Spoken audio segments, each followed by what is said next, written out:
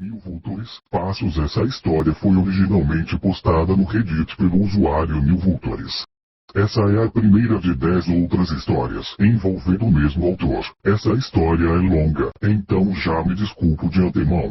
Nunca tive a oportunidade de contar isso tão detalhadamente, mas realmente aconteceu quando eu tinha por volta dos 6 anos de idade.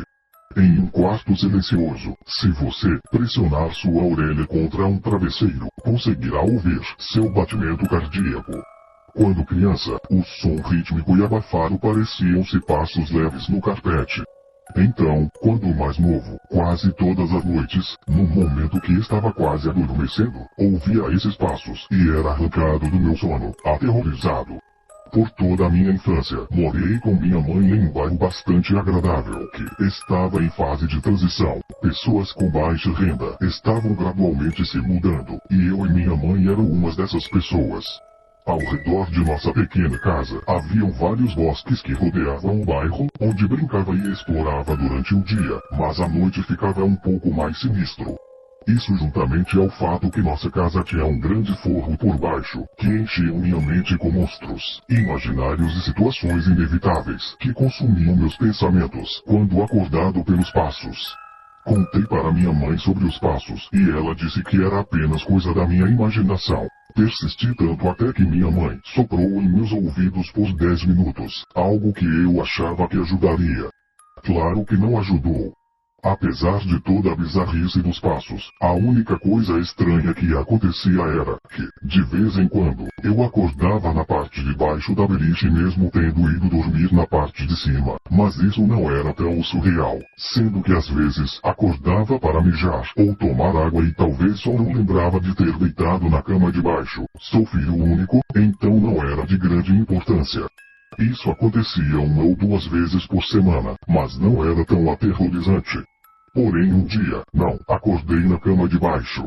Tinha ouvido os passos, mas estava com tanto sono que não liguei, e quando acordei não foi por causa disso ou por um pesadelo, e sim pelo frio. Muito frio. Quando abri meus olhos vi estrelas. Estava em um bosque. Imediatamente me sentei e tentei entender o que estava acontecendo. Achei que estava sonhando, mas não parecia certo. Estar no bosque também não era certo. Havia uma boia de piscina na minha frente, aquelas em formato de tubarão. Isso apenas fez com que a coisa toda ficasse mais surreal, mas depois de certo tempo percebi que não iria acordar, pois não estava sonhando. Me levantei para tentar me orientar, mas não reconhecia esse bosque.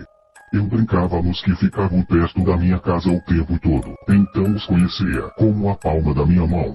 Mas se esse não era o mesmo bosque, como iria sair dali? Dei um passo e senti uma dor imensa no meu pé que me fez cair sentado de novo. Tinha pisado em um espinho. Com a luz do luar, podia ver que estavam por toda parte. Olhei para meu outro pé que estava bom ainda, como todo o resto do meu corpo. Não tinha mais nenhum arranhão e nem sequer estava sujo. Chorei por algum tempo e depois levantei de novo. Não fazia ideia por onde ir, então apenas escolhi uma direção. Resisti à vontade de gritar por ajuda, não tinha certeza se gostaria de ser encontrado por seja lá quem estivesse em um bosque no meio da noite. Andei pelo que parecia horas. Tentei andar em linha reta, e tentava voltar à linha original quando tinha que tomar desvios, mas eu era uma criança com medo. Não haviam corujas ou gritos, e apenas em um momento ouvi algo que me assustou. Parecia como o choro de um bebê. Agora, creio que era apenas um gato, mas eu entrei em pânico na hora. Corri virando em várias direções para evitar enormes arbustos e árvores tombadas. E estava prestando bastante atenção aonde pisava, porque a essa altura, meus pés estavam em péssimo estado. Eu estava prestando muito mais atenção aonde eu pisava, do que para onde eu estava indo, porque, não muito depois de ter ouvido o choro vi algo que me encheu de um desespero que nunca tinha sentido ainda. Era a boia de piscina.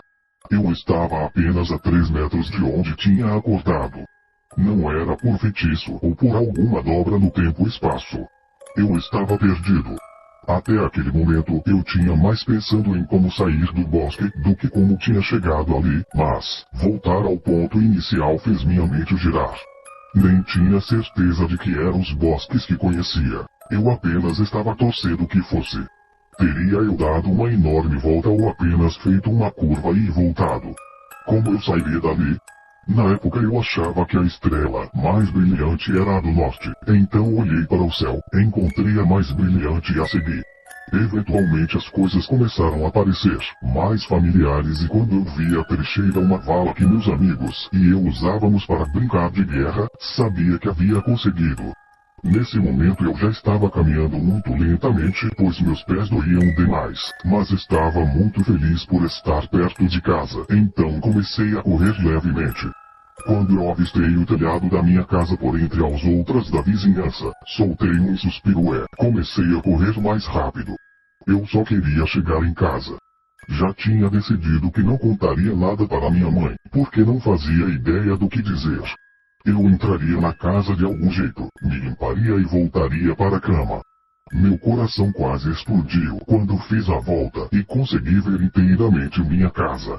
Todas as luzes estavam ligadas. Sabia que minha mãe estava acordada, sabia que teria de explicar ou tentar aonde tinha estado, e não conseguia nem pensar por onde começar. Meu correr virou um caminhar rapidamente. Eu vi a silhueta dela por trás das cortinas, e por mais que estivesse preocupado de como explicaria o que aconteceu, isso não me importava naquela hora. Eu subi os poucos degraus da varanda e coloquei minha mão na maçaneta. Um segundo antes de conseguir abri-la, 2 braços me envolveram e me puxaram para trás. Eu gritei mais rápido que pude: mãe, me ajude. Por favor. Mãe. O sentimento de estar salvo e depois ser fisicamente arrancado dele me encheu de um pavor tão grande que, mesmo depois de tantos anos, é indescritível.